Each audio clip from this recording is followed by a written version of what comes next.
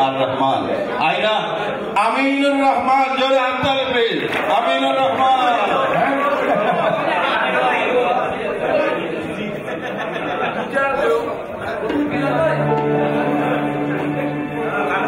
আমি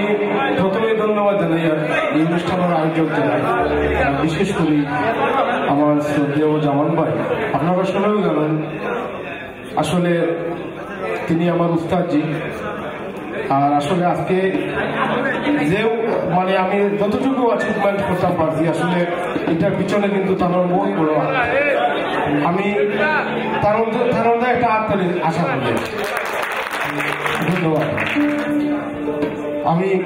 মরহুম শাহ আব্দুল করিমের একটা গান দিয়ে শুরু করতেছি